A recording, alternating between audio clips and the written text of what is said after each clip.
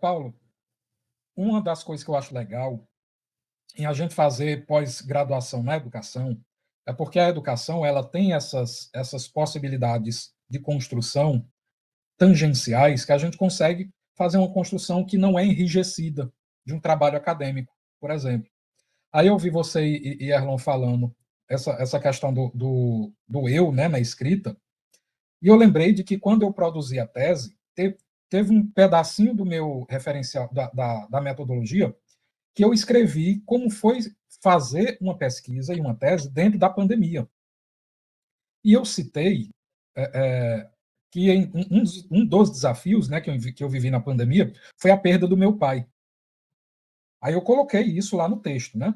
Mas assim, uma coisa que me chamou a atenção e eu só vim me dar conta disso depois é que eu escrevi isso em terceira pessoa, sabe? Por conta de tão cristalizado que estava esse negócio de que a gente não podia na academia escrever em primeira pessoa, que eu fui falar da morte do meu pai na terceira pessoa.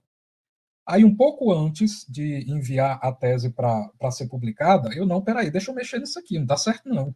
Aí eu fui lá e mexi e coloquei em primeira pessoa, porque é como se eu estivesse reivindicando um lugar muito mais pessoal naquela construção, sabe? Eu achei isso muito interessante. E assim, são coisas que a gente consegue construir quando a gente está fazendo a coisa toda em educação. Aí você fala desses personagens que são você, né? São multifaces de você. Aí eu fico imaginando, rapaz, como foi que ele conseguiu sintetizar tudo isso? Para onde sintetizar tudo isso?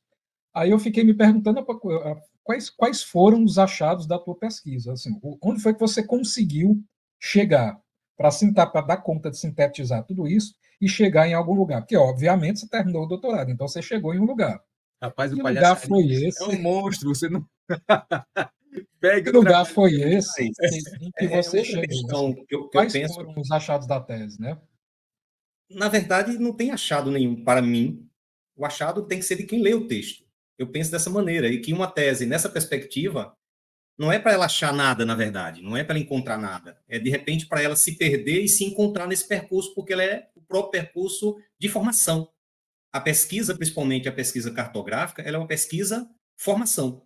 Então, interessa muito mais esse processo, essa dimensão formativa do próprio ato de escrever e de produzir esses dados na escrita, que são os achados. Porque a ideia de achado, ela está muito dentro dessa pesquisa no modelo tradicional, que você precisa necessariamente, numa conclusão, apontar dados, né, a partir dos dados que você coleta ou levanta, quem quer usar a palavra coleta, né, que é estranha, ou levantamento de dados. Na pesquisa cartográfica é produção, você vai produzir esses dados. Então, imagine que você está escrevendo algo que é autobiográfico e que você vai produzir esses dados. Seria extremamente estranho você querer encontrar algum achado no final disso tudo. Porque interessa muito mais o percurso, o que você vivencia no percurso e onde você chega. Agora, onde você chega pode ser no ponto inicial de onde você saiu.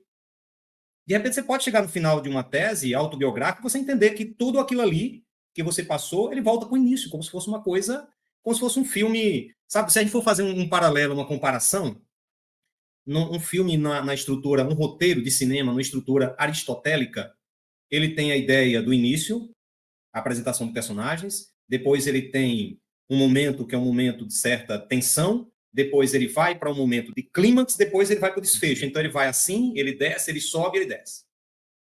E seria mais ou menos a ideia de uma tese no modelo convencional, tradicional, canônica. A ideia de que você precisa ter um início, um meio e um fim. E esse fim precisa trazer uma síntese de tudo que você conseguiu encontrar e achar, a partir dos dados. Numa tese, nessa perspectiva, ela se assemelha muito à ideia de um filme na estrutura que a gente chama de estrutura episódica. Episódios. São episódios que necessariamente não precisa ter essa questão do alto e baixo, ela pode ser alguma coisa horizontal. Ela não precisa ter esse pico como é que se diz, de tensão, para depois chegar ao momento de conclusão e ter um desfecho daquilo ali e encerrar. Então é mais ou menos isso. E o fim, para mim, a minha conclusão é como as conclusões de alguns filmes, que não concluem. O filme acaba, mas não se conclui. É o que a gente chama de volta aparente, né? Uma volta aparente ao estado inicial. É como se você chegasse naquele ponto, encerra a narrativa, mas não encerrou a história. Como Embora acontece com se Dom aprenda Casmurro. algo, né, Hum? PH? aprende-se algo ao longo desse Aprende-se algo. O que é que Por se exemplo, aprende com esse percurso da escrita?